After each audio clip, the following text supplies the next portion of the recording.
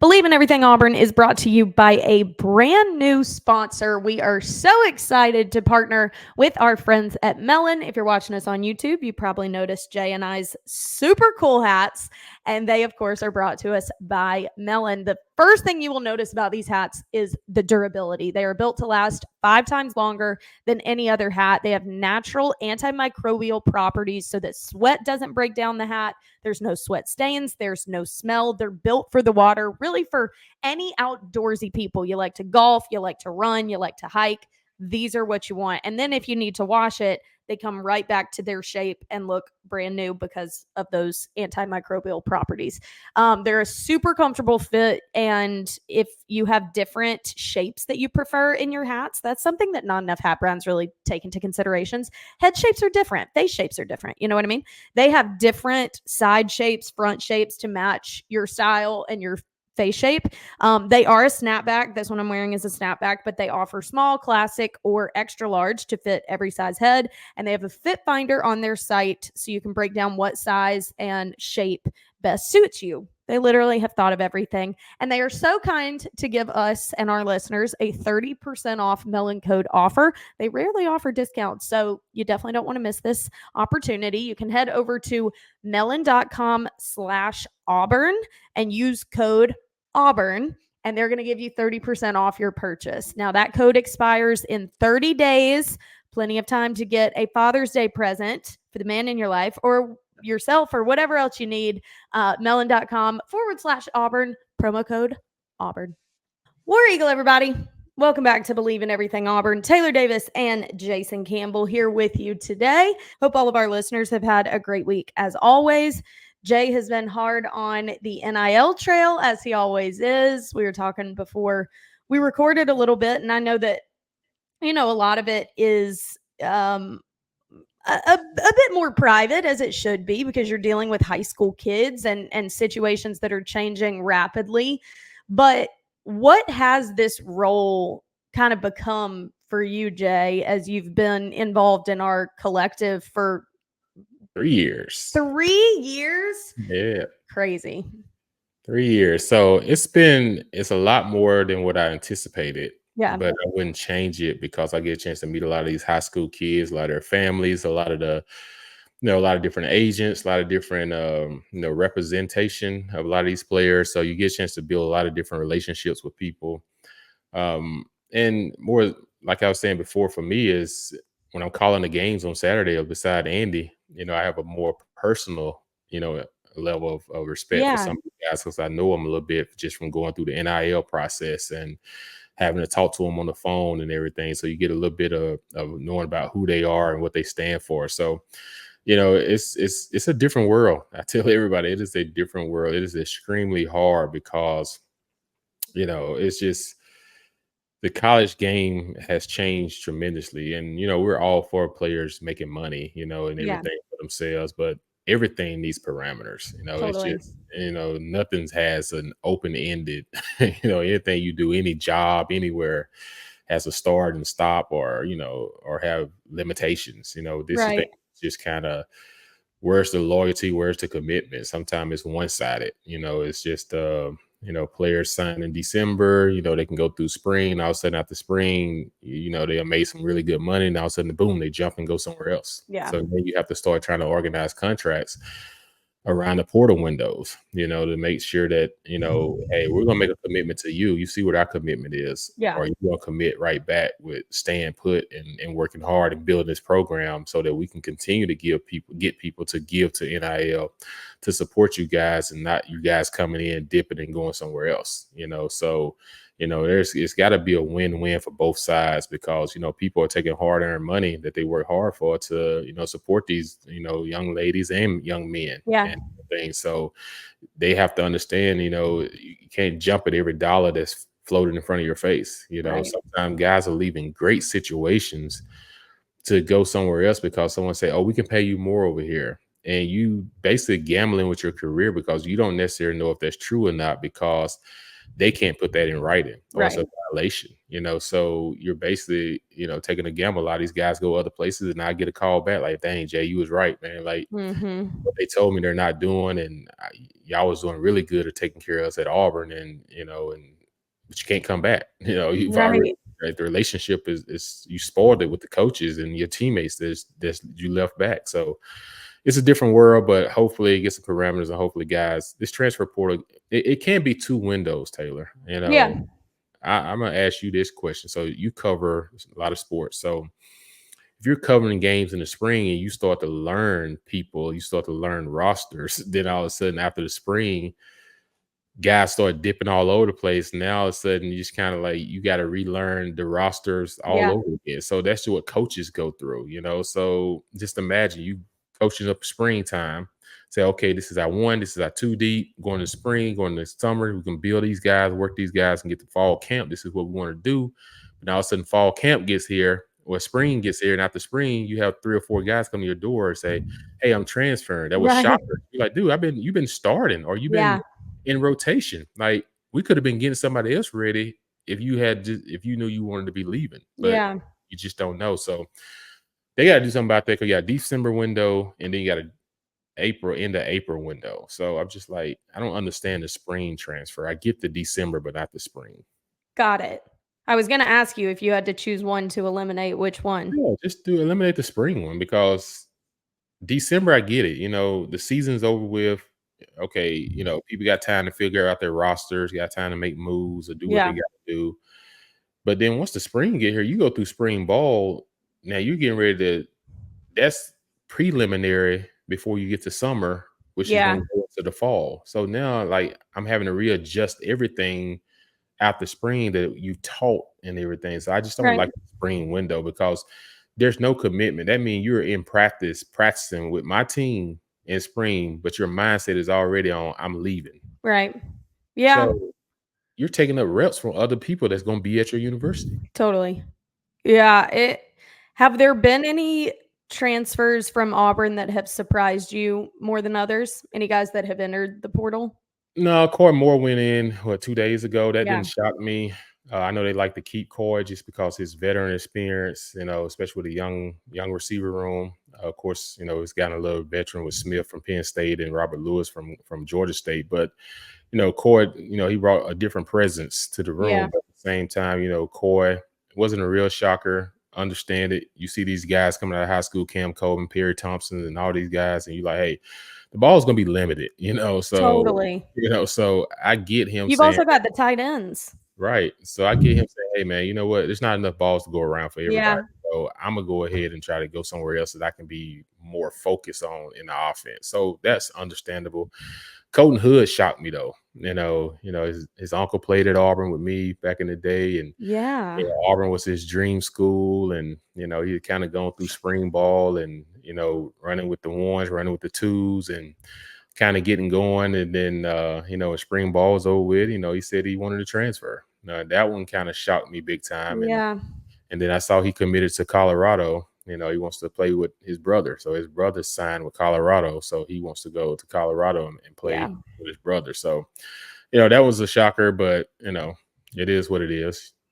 You can only do so much. What about when you're interacting with, because the transfers are one thing, the current players are one thing, Mhm. but the high school kids are another. And we have talked about the challenges and the complications of all of these opportunities.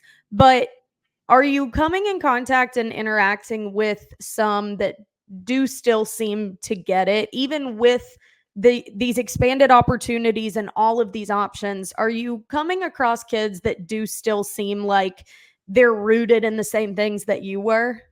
Yeah, that's the thing. This last recruiting class had a lot of those guys, and the recruiting class of 2025 class Yeah. has a lot of them in there. Okay, good.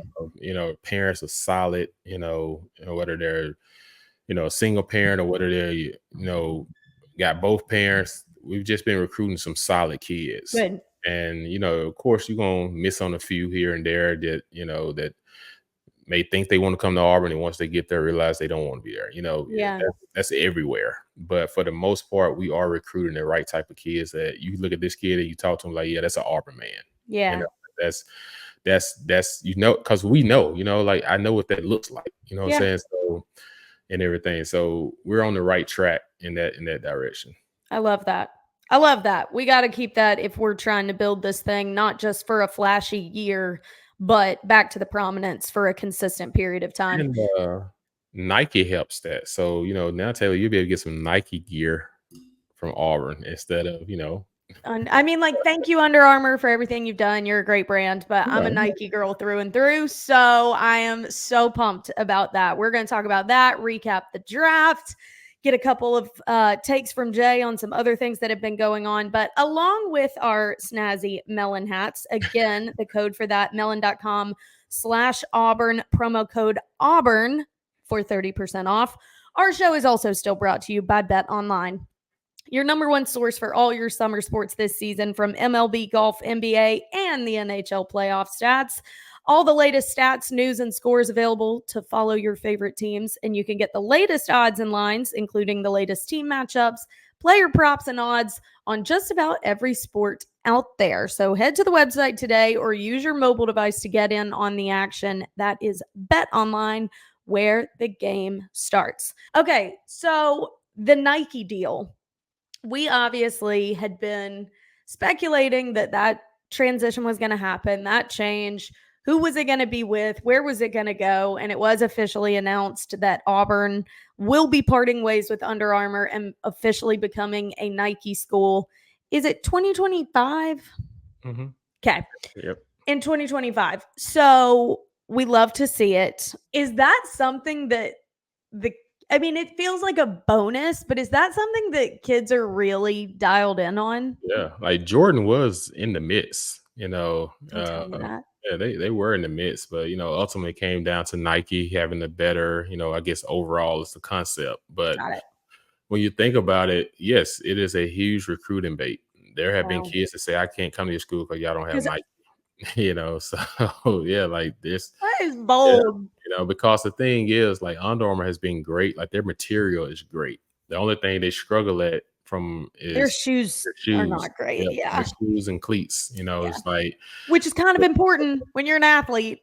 all right. So that's been their Achilles heel is their cleats. So when Yeah. you start going Nike, yeah, now you're gonna get some of the top players because guess what? You go to the NFL, you want that Nike contract. And see, I Right. was a Nike guy, so I wish I'd have kept all the Nikes I used to get every year because they're all coming back in style. All these Yeah. dumps, I had What'd all you those do shoes with back then. them?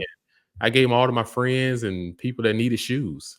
I Oh, just that's so kind. I yeah. know. Look, I have a friend who was a Jordan athlete as well, and he would get them in droves. Just like Mm, no one on God's green earth needs this many pairs of shoes. yeah, that's how it was. Like my friends would come to my house for a home Go game. shopping And my cousins would walk out, get ready to go to the with airport. I'm like, bags. dude, like, what's like, why is there 2 boxes of shoes with Jordans? I just like, can I see what's in that box? Oh, Jay, Oh, you got so many shoes, you don't even need them. And I look at the box, I said, dude, that's a nice pair. Man, I saw you got 2 pair of them. You ain't gonna mind, you gonna miss this pair. yeah, you won't know they're gone. Right. So I'm just like, dude, you ain't gonna ask. You just it's not stealing because we just know you don't care. I like, they're my shoes, man. Like, so I just wish I'd have kept a lot of those shoes because Yeah. they're all coming back. Okay, question that just dawned on me for the first time. What is preventing these guys from having their own shoe deal in college? Nothing. Yeah. Like, Auburn is now going to be a Nike school. So Mhm. obviously they're all going to get Nike jerseys, Nike pants, Nike shoes, Nike cleats, whatever.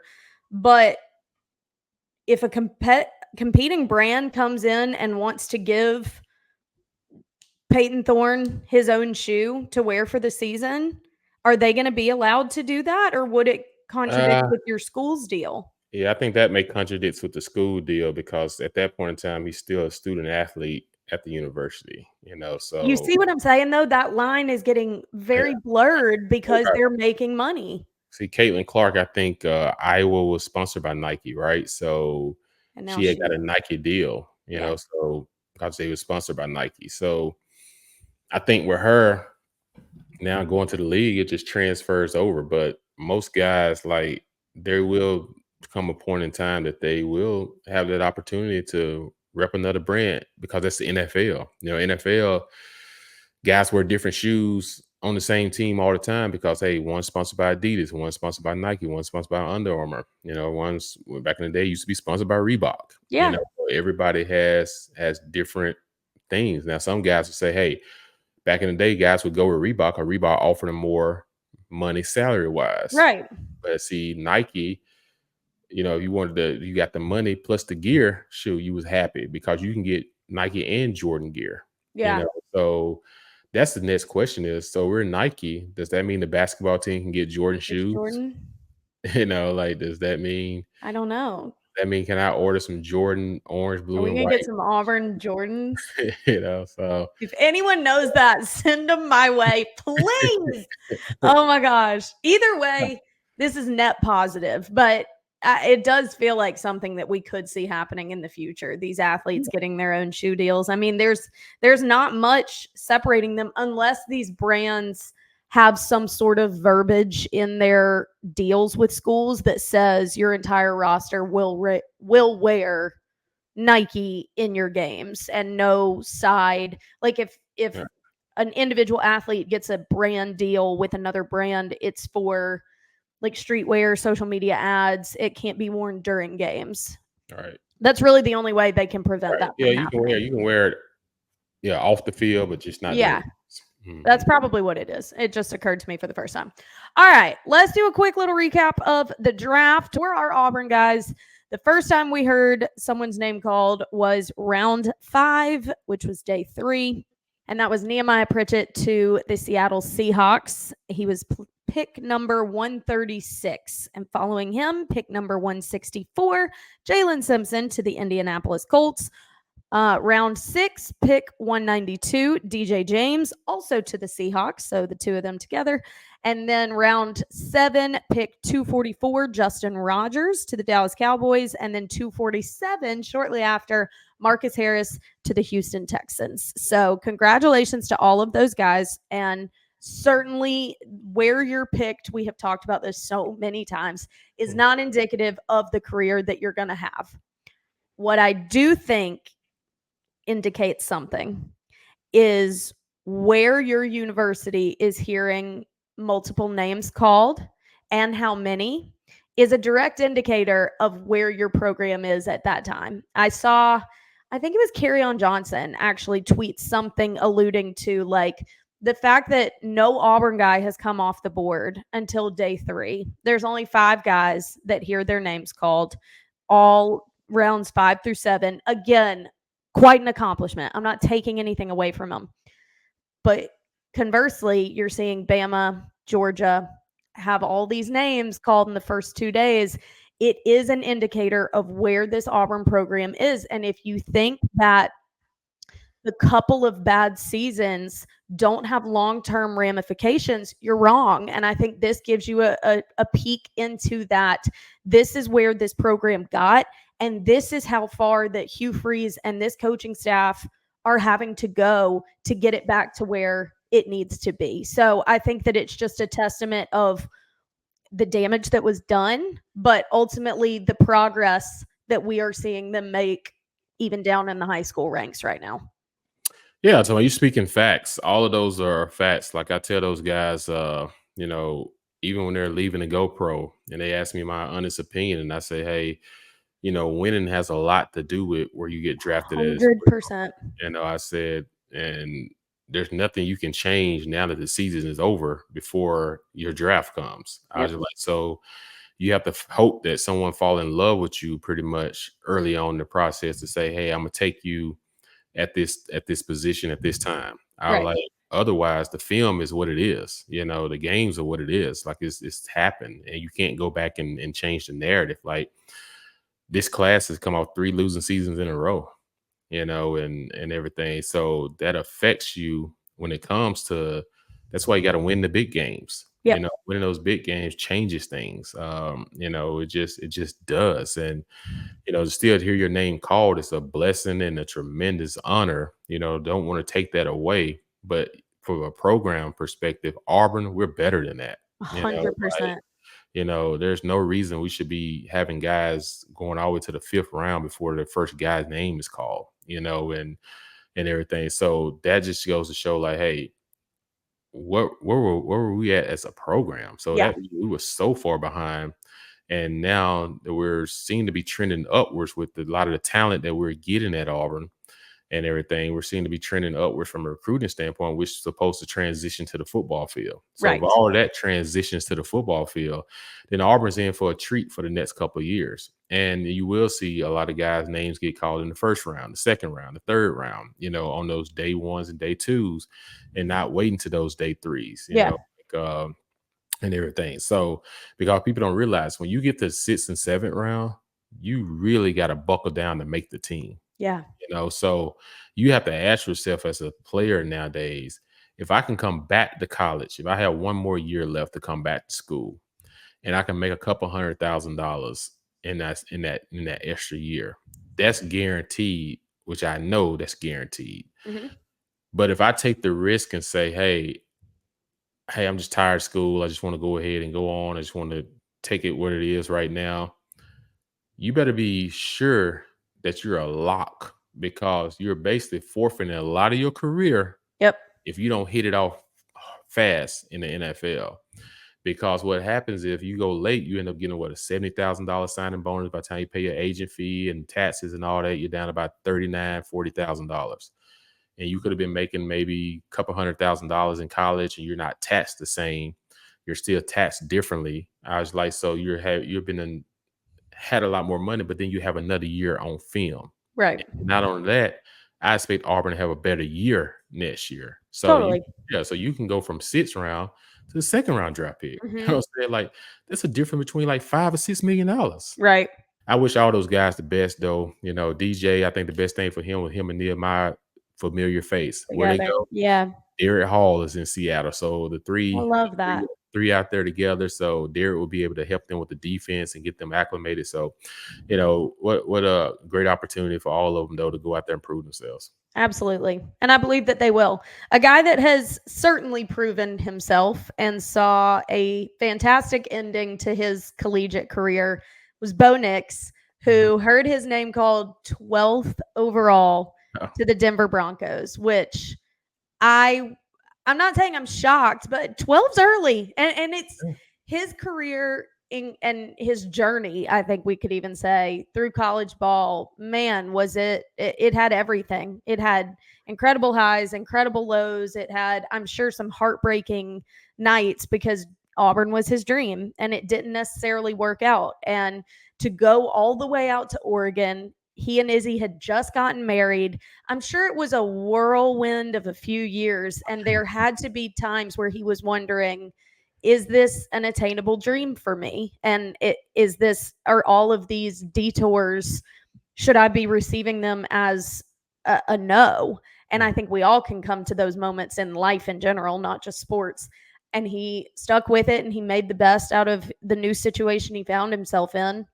And I do think he is probably one of the best examples of the transfer portal gone right, Mhm. because him and Jalen Hurts are what come to mind, because they gave their first school their absolute all. And I've said it 50 million times. I don't think that Auburn brought out the best in Bo, and I don't think that Bo brought out the best in our team at that time. And so it whether it was the coaching staff or it being too close to home or the constant comparison to his dad, who the heck knows?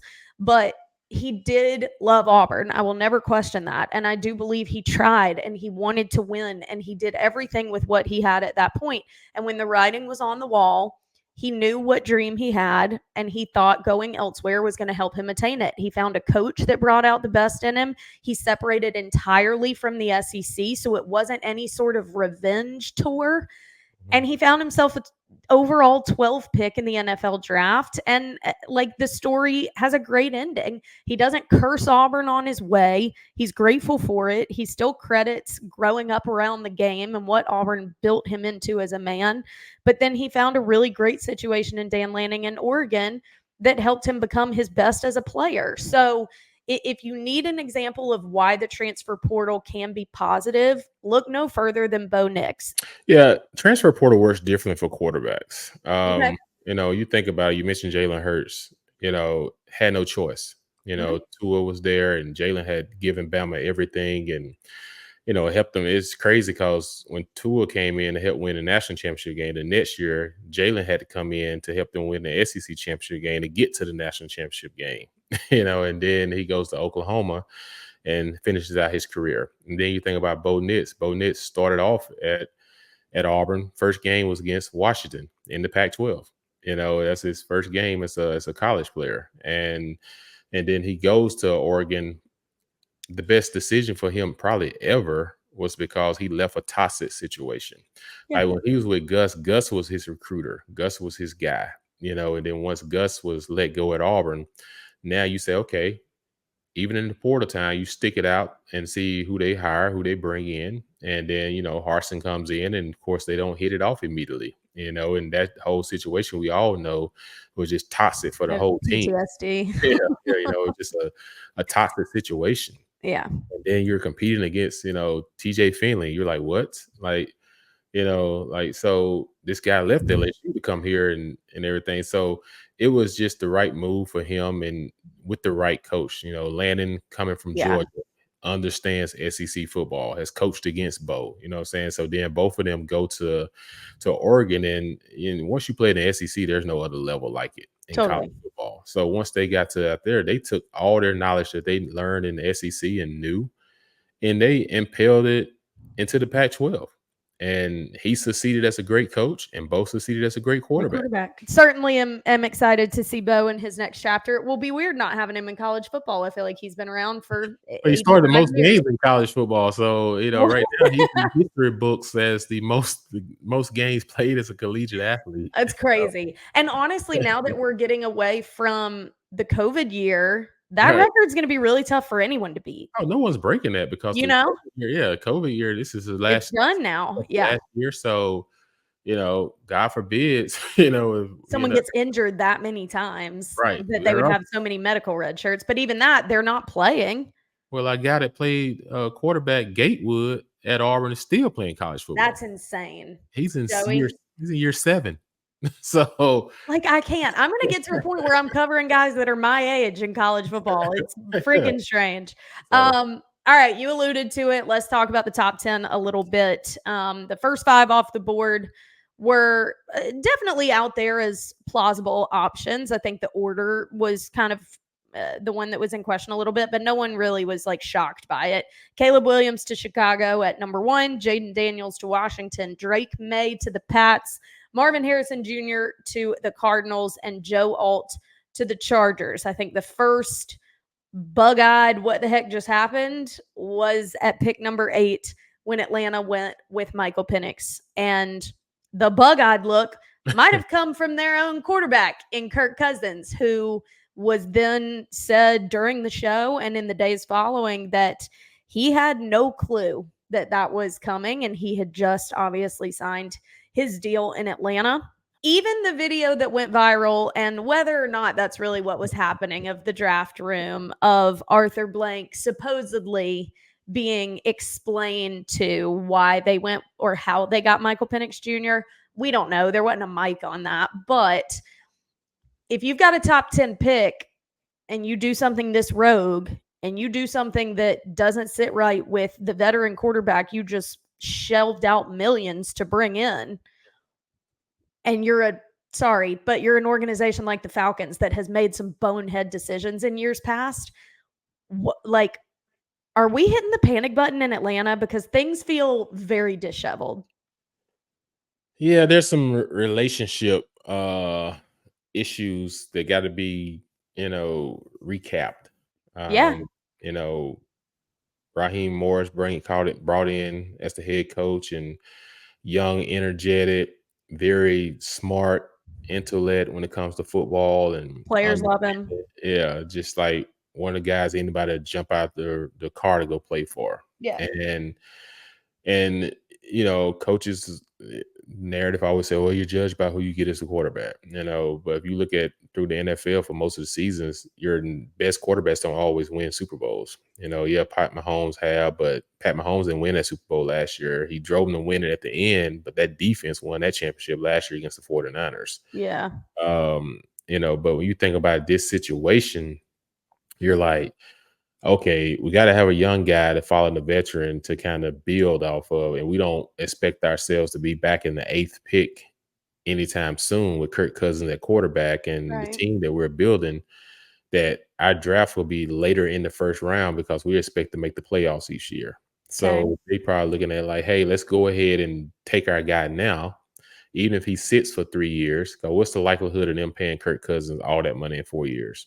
Right. It's not very likely. Yeah. And the fact that he's coming off an Achilles injury, it raises a lot of question marks because everyone's like, well, you don't know how he's going to respond from the Achilles injury. That's true. And the thing for the And he's Falcons, older. right? And he's older. And the thing for the Falcons is they've had a really good defense last couple of years. They've had some decent offensive weapons. They just haven't had the veteran quarterback. They had a young quarterback out of Cincinnati, but not a veteran quarterback. So now you plug in the veteran quarterback. Okay, Michael Penix is not 19, 20 years old. Michael Penix is like 24 years old. Yeah. So by the time he laces up in pro football, he'll be 25. So if something, knock on wood, was to happen with Kurt, it's not like you're bringing in a guy that hasn't been through adversity and True. a guy that's a young pup. Michael Penix is a veteran guy. He's up there with Lamar Jackson. He's older than him, I think. Yeah. So I think that's their reasoning of doing it. Would I've done that? Probably wouldn't have. I probably would have went and got one of those big time receivers to plug out there because if you're trying to win now and get to the Super Bowl, I want a guy that pick that's gonna make a difference. At that pick, I wouldn't have took Penix at that pick. I would have just got a different position that we need now because you Yeah. just paid a quarterback 4 years, 100 or whatever million it was. So, and you want him for at least 3 of those years. Right. So, you can always trade later on and get a quarterback or Try and get something. a quarterback. Right. So, but, and plus, is that how you want to start the relationship? That's my thing. Like, You did know? we not learn the Jordan Love, Aaron Rodgers situation where these guys have earned the right to know if that's happening, Yeah. especially with Kirk, like uprooting his life, he was speaking so high in all the press stuff in the week of, like, it looked like it was really going to be a good situation. And your first order of business after signing him is blindsiding him by bringing in another quarterback in the top 10. I'm not saying that you don't go with that. Like, if that's what you think, I do think there is hella value in having these young quarterbacks into a situation with a veteran guy like that realistically retirement is closer on the horizon than it is far. So to bring them in where development is still going to be a piece of this, I fully believe in. But to have this guy sit on his couch, think he's about to get some bomb target for him to work with this season, like, I'm offended, and that's not a good way to start things off. You're exactly right. Yeah, because there were some dog receivers in this draft. I think Like, Malik Neighbors was right, still on the board. Like, right. what are you Dog doing? receivers. You put Malik Neighbors with the Lofton kid, I think it is, from USC that they got 2 years ago. Mhm. Like, those are your 2 star receivers. Then you got Pitts in the Kyle middle, Pitts, tight end get position, out. and then you got Brian Robinson at the running back position. Like, Yeah. you're loaded offensively. So that Neighbors pick would have changed your offense drastically, just Yeah. like that, but you're gonna get a quarterback that's gonna sit on the sidelines for maybe a year or two and hold a clipboard that can't really help your football team. Right. So, and Arthur Blank is looking at this like, hey man, I'm in my late 80s. Like I'm trying to get back to another Super Bowl, Before I so go. at least give me an opportunity, what I'm saying? So he's probably thinking like, you bring in a Neighbors, that's a difference maker. Like, Yeah. there was too many weapons in this to go ahead and make that decision for them to reach and grab a guy to say, hey, we will wait 2 years. Man, you don't know what's going to happen with your football team in 2 years. Shoot, coach could be fired, you know what I'm saying, or anything. 100%. So I'm like, man, do what you got to do to win now. And I Yeah. thought they missed that opportunity and everything. I 100% agree. So of all the quarterbacks that got taken in the top 10, because there were a lot, like I said, Caleb, Jaden, Drake, Michael Penix, and then JJ McCarthy went 10 to the Vikings. Heck, we'll even throw Bo in there at 12. So in the top 12, we had 6 freaking quarterbacks go. Which one, as it stands today, do you anticipate will have the most successful professional career? Oh man, I would probably have to say today. I think Caleb Williams going to really change Chicago, Okay. and not because Caleb Williams, but because all the weapons they put around him. Yeah. Like He they, got friggin' Roma Dunze. right, like he's loaded with weapons, Shoot. like to throw the ball to. Like he's not walking into a situation where like last year Bryce Young, like Woof. he's walking into a totally different situation. Dumpster fire. Yeah, Bears are already good defense. They can run the football. They got weapons on offense. Now you put a quarterback in there who's supposed to have a great arm talent, like, and they're gonna be building this indoor facility. I mean, this indoor stadium now in Chicago, so the wind won't affect him as much as it did quarterbacks of the past, which is very hard to throw the ball in Chicago. When Right. you late October, November, he won't be faced with those elements because they're gonna have that dome that they're trying to build and everything. So that's why I say it works better for him because the team that he has now, it's the thing. Because Drake May's going with a first-time head coach. First-time head coach. Now I will say this: the kid from Michigan that went to JJ. Minnesota, JJ, that went to Minnesota. He has a great opportunity too. He's similar to Caleb Williams because Minnesota's playoff football team, Yeah. and he has Justin Jefferson, Woof. and he has a He really makes good everybody look right. good. All right, so and Minnesota has been winning the last couple of years. The reason that Kirk didn't resign with Minnesota was because Minnesota told him they was going to draft the young quarterback, and that he didn't want to go through that. So And then look what happened. it kind Ah, of the same that is thing. So awful. right, so that's why I say don't trust anything when it comes to business and everything. Like you just can't. But I think those two guys got a great opportunity. Like you think Okay. about Bo. Bo's in a good situation in Denver, but you got to go against Pat Mahomes. You got to go against the Chargers twice a year. You got to go against the Raiders. Who is trending twice a year, and Yeah. then but you have a team right now where you're young. They just traded away Judy to Cleveland. So you don't have that fast tearaway speed guy. Right. And then to learn the offense for under their head coach, you have to really dive into that playbook, and it takes time. Yeah. And Drew Brees did it really well, but they also did it well in a dome. They struggled when they went on the road, which True. was outside. So it's just a matter of what's around these guys, not so much the guys of themselves, but what's around them. If Michael Penix end up playing in Atlanta, he's gonna have a really good career because the team is young and they're set to win. Yeah. But so 6 quarterbacks in the first 12 picks is bananas. That is crazy. That's crazy. Like, taking that many quarterbacks, like it's just, people are just showing desperate, I they're just know. showing It's just a testament to how crucial it is. It's the engine, like you said. So, great for them, great for quarterbacks, Totally. but these Totally. guys come to this thing totally different. Somebody asked Jaden Daniels. Jaden's in a good situation. Yeah. I will say new ownership, second year in it, new head coach. Washington is a place that he can win with the talent that he has, but sometimes it's all the chaotic controversies that go on in being in the nation's capital that you can't control. True. Man, Jaden Daniels is fast and he can run, but the problem is you got the Eagles twice a year, Cowboys twice a year, Giants twice a year. But it's not easy for Caleb B. I just think about it. Miami twice a year, Jets. No, I twice know. a year. So let me ask you this. Maybe this will be easier. Aside from the situation they're in, team, division, all of that, who has the makings to individually, which I know is very tough without your team, but who do you see translating to the league with the skill set that they have derived from college the most? I'd probably say JJ. Why? Interesting. And Okay. and the reason why is, his head coach, who's now the head Harbaugh. I coach, knew you were going to say head that. coach at the Chargers, ran a pro style He offense. prepared him well. You're right. Prepare him for the NFL. You're right. All the other guys come from these NASCAR offenses, as I call them.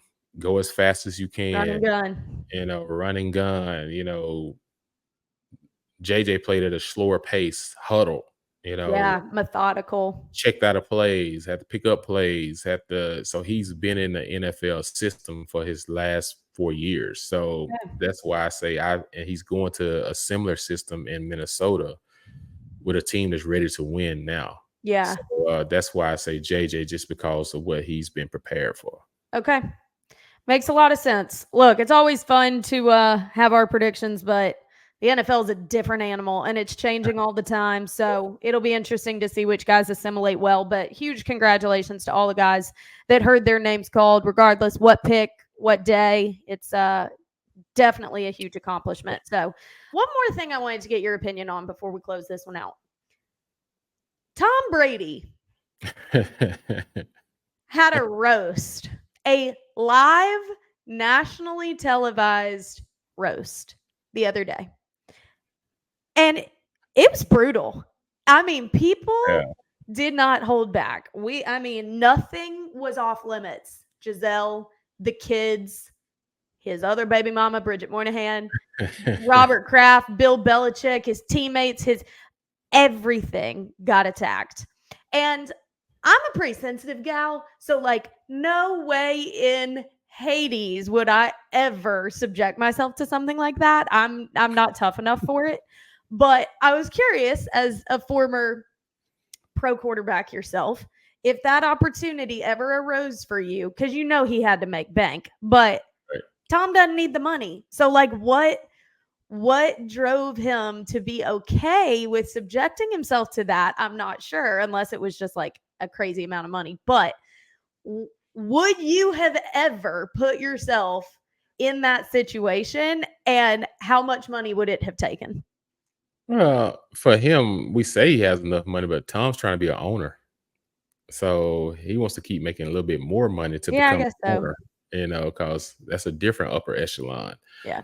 Um, I think it's fun. Yeah, I would, You would? Yeah, I would. I think it's fun. Yeah.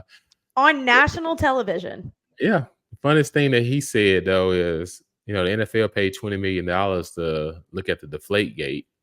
He said they could just pay him the 20 million. He could have told it was him that deflated the football.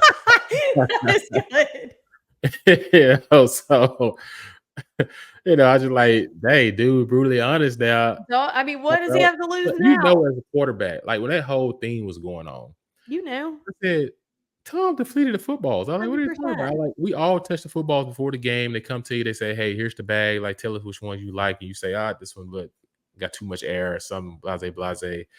And he knew that. When that whole thing was going on, he was saying nothing, but he knew he deflated the footballs. He told the ball guy, hey, take a little air out of the balls because it's cold weather and I want the ball to Totally. be soft to feel my guys be We able to all kick. knew that. Right. So NFL paid $20 million to do an investigation. Like, hey, you could have just paid him $20 million and he could have just That's told him. good. That's Yeah. really good. So, but yeah, I think it's fun. But yeah, Tom probably made what 20, 30 million off of it. Who Had knows? to. Yeah, like give me 2 million off of it. I'm good. But you know, Oh my gosh, I could never. Like, yeah. especially if they start hating on like my family, I would have lost my mind. The only thing I did think the Kevin Hart one was hilarious when he was like, Giselle said, you retire or we're done. But when you have the opportunity to go 8 and 9 and all it costs you is your wife and kids, you'll do whatever it takes. I lost my mind on that one. That was a It's good one. That was freaking a good one. true. I never understood why Kim Kardashian was there. Me either, but I really felt bad that she got booed. Like, Yeah, I don't know she why they was clearly doing got that. asked to be here. The thing about the roast is it was real. Like it's stuff you want to say but can't say, but then you can say it in a funny atmosphere and let it out. Oh gosh, I could never. Yeah. I would have left in tears. Like But he Randy Moss. handled it like a champ. He just Yeah. laughed. Yeah, like Randy Moss said, y'all have to wait till I retire to start cheating. Like Yeah. he could have cheated when I was there to win a championship. So Oh yeah, my just, gosh. like It was wild though, because someone like him carries such a pride and an ego with him, and to see him just get annihilated. The only one that evoked a negative response out of him was a joke about Robert Kraft and like getting a massage. And he literally went up to the guy who said it and was like, don't say that again. That was the only one that he like got defensive about, which I thought was interesting. Like, oh, we can come after your freaking kids. Yeah, you don't come after the owner because that was a situation that went to trial. Yeah, that one. There's probably legal ramifications to Right. And that. all of a sudden it went hush. You know what I'm saying? So if something would have been said to ruffle some feathers that found out to be true. You reopen that can of worms. Right. Yeah. So, you want to stay away from that type of stuff. That should have been off limits. They should have made an announcement about that one before they even went out to say, look, guys, you can just say whatever you want to say, but there's Not off that limits. one. That was the only one. Tom Yeah. literally went up to the podium to the guy and was like, don't say that again. Yeah, because that's not Tom. No. You know what I'm saying? That's you're talking about Robert Kraft. It's not a Robert Kraft host. I mean, Yeah. roast. This is a Tom Brady roast. Yeah. So Tom, that wasn't Tom. You know what I'm saying? So they could have left that one at home. But yeah, I could see Pat Mahomes doing it next. I guess it probably will become a trend. I just could never. People will watch it because, like for us, it'd have to be like I can do a Washington host or something. I could probably do an Oakland host, where people know you really well. Roast, Jay. Why are you calling it a host? Yeah. I can do the roast. You know what I'm saying? An Auburn roast would be Auburn roast would be funny. Like a bunch of y'all's teammates. That would be a really great charity event. Like, don't live stream it, but sell tickets, and all of y'all's teammates are there and roast each other. That's a good idea. This is 20-year reunion of the 2014. So they could have the 2014 roast. So you should pitch that. The guys just on just roasting each other, charity event, and it'll include like memories from back in the day, jokes that like y'all have not and it won't go anywhere because it's not live streamed, but like you could sell tickets for a pretty penny. Yeah, I can say charity event, or some of my older players would call me now and say, hey man, you in NIL now. What about that back pay? True. No, that's a good idea. I like it. Well, I would never have a roast. I would have a compliment session. Please tell me the things you like about me, because I can't handle hearing what you don't like about me. You do it in a bachelorette party. A roast? No, I'm telling you, I am far too sensitive. Friends get to roast you, and you just get a chance to be like, "That's what y'all really think of me." Exactly. I would leave in tears. Oh, I am not the personality for it. It's an opportunity for them to be honest with you without. I don't want it. I'm already like constantly self-evaluating things that are probably wrong with me. I don't need it confirmed by my friends. Okay. No. That would be awesome though. Like, if I was on top of the world like Tom Brady and I had literally everything going for me, though, I probably would be more capable of handling it. So, all right, peeps. Well, that is going to do it for us here on Bleav in Everything Auburn. As always, Jason and I greatly appreciate you listening. Make sure that you follow, subscribe, like, whatever you can do. If you do subscribe, you'll get a notification whenever we release an episode. And I highly recommend that because our summer is very unpredictable and a little all over the place. So we can't be super structured with our schedule of releasing episodes. So you won't miss one if you have notifications turned on. So definitely do that. You can find us on Bleav's YouTube channel every week as well, where you can check out these cool Melon hats. Reminder, melon.com. And that's MELIN.com/Auburn. Promo code Auburn for 30% off your hats. And we will be back next week. Hopefully, that's our goal, to recap whatever happens between now and then, and probably some more guests this summer as well. So you won't want to miss it. Everyone have a fantastic week. Happy Mother's Day to all the moms out there that listen, specifically mine, Gwen. She listens to every episode. I love you so much. You're the best mom in the world. Shayla. Oh my gosh. Happy Mother's Day, Shayla. Yeah. And all of our mom listeners out there. Truly, we could not do life without y'all. So War Eagle, everybody, and we will talk so soon. Peace. Peace.